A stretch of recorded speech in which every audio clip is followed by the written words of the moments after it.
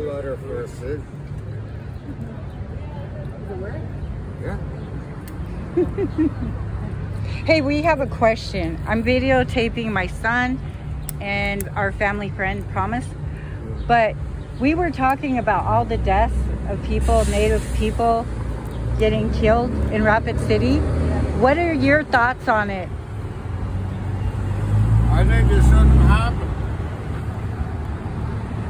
There's people roaming around here that pick on us.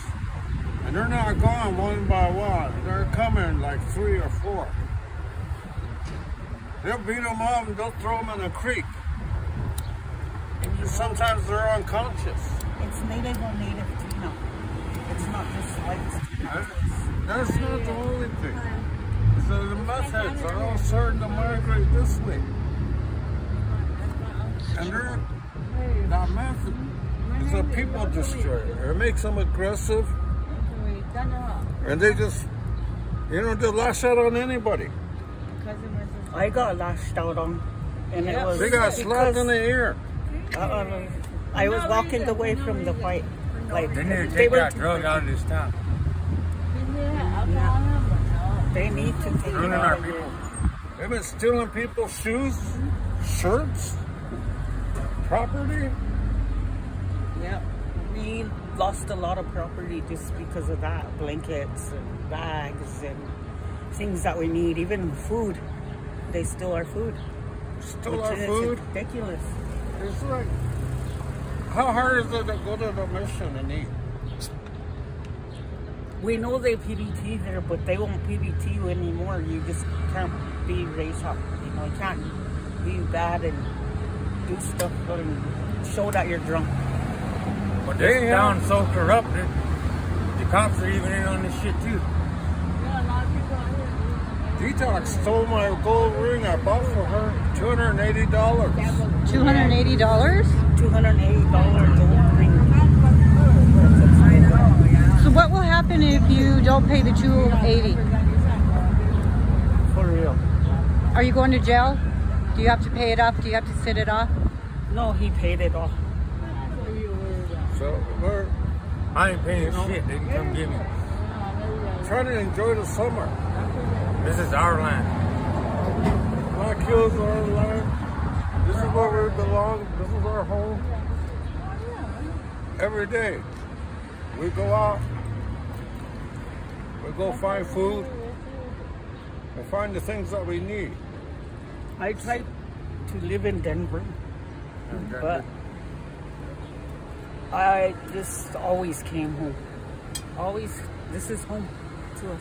That's why we think it's just, you know, why do we have to hide when we're living outside like this? Yeah. You know, camping out and all that stuff. Camping out and people walk up on us, take shit while we're sleeping. It's like, hey, doesn't anybody have any respect anymore? It's kind of scary, huh? I had recently had 3 individuals that were in my place of work. They had all said the same exact thing. Their relatives were just recently dismembered. One of them by a chainsaw, one of them was beaten with an axe until they were dead, and then they actually crushed his head in. And then there was another one just recently where an employee was trying to tell this woman that she was not in the right for trying to report an officer off duty, trying to steal from her purse. And we kind of got the leery suspicion that what we're going to do here is kind of investigate and see what's really going on. You know, because we had 4 occurrences in 2 days, and 3 of them were homicides. And it was here down in Rapid Creek. Her friend, they pushed her down. They got up at 5 in the morning and they were walking. They pushed her down and they hit him with the bat and stopped him.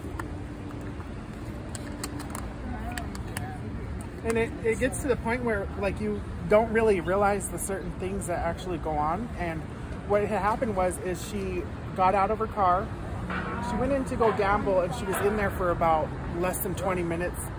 she had a small winnings of $500, and she walked out. There was a police officer off duty in his Trailblazer, and it was a very old one.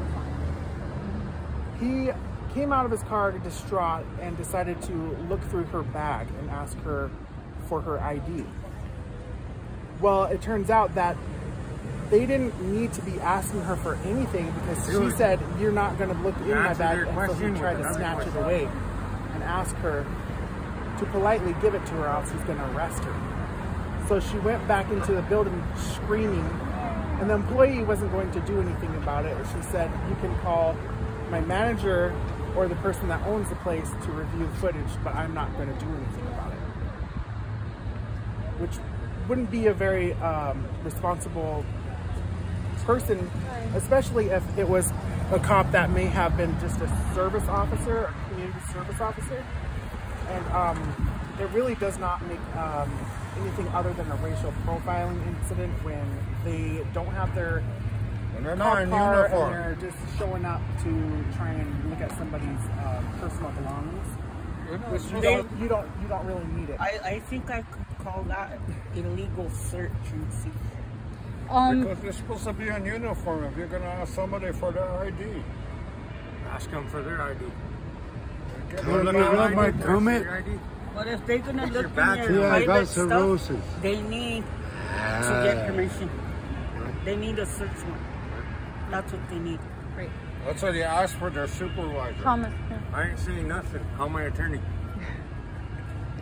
And yeah, she just had a very, Here, very sad, Promise. very, very touching Go over here, story. Sergeant. Come here. So Promise has a story. No, I don't. What story? Yeah. Tell about what happened What? on the reservation. You promise? Yeah.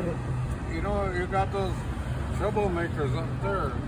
They all hang on up there. East North.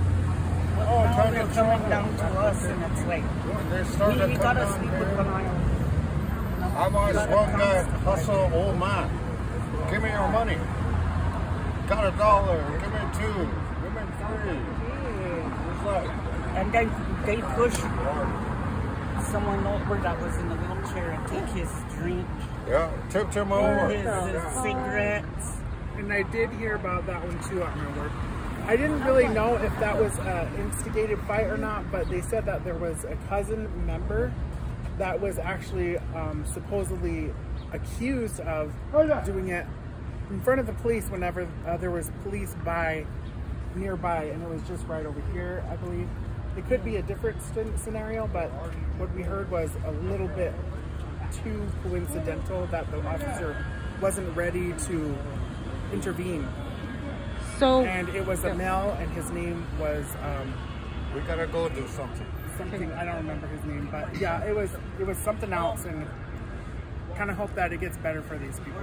So what about the death of the guy in Pine Ridge that was chopped up by a Well, chainsaw? he was or on his axe? way from his mom's house back to Rapid City, and he actually wanted to go and walk back home because he was kicked out of his house. He was, I believe he said he was 37 years old, so he was a little bit younger than my brother. And he was cut up on the side of the road, found in a ditch in about 12 or 13 different pieces, and somebody had taken a chainsaw. And then what about the death in Pine Ridge where they found the bodies piled up? Well, they actually decided to let us know that there was 3 members of a family. There's 2 girls and there was 1 man dumped off in a truck that was covered in a like a blue all-weather blanket thing, a tarp. They lifted the tarp because of the smell so bad, and they found 2 deceased younger women laid upon a naked older man, and his genitalia was cut off, and somebody slit his throat. Yes. Yeah. We should walk down our alley after All right. Well, thank you. So what I'm going to do with this video, I will put it on YouTube. if that's okay. And I was going to give it to, and I will send it to Indian Country today because the things that are happening. Sitting Bull, he said, You got a number? protect all of us. Takiwasin, but we'll fight for wherever the cause. Just silence. Sitting Bull was the last chief that protect. They don't want no one to fight. He just wants peace and kind. That's all I gotta say.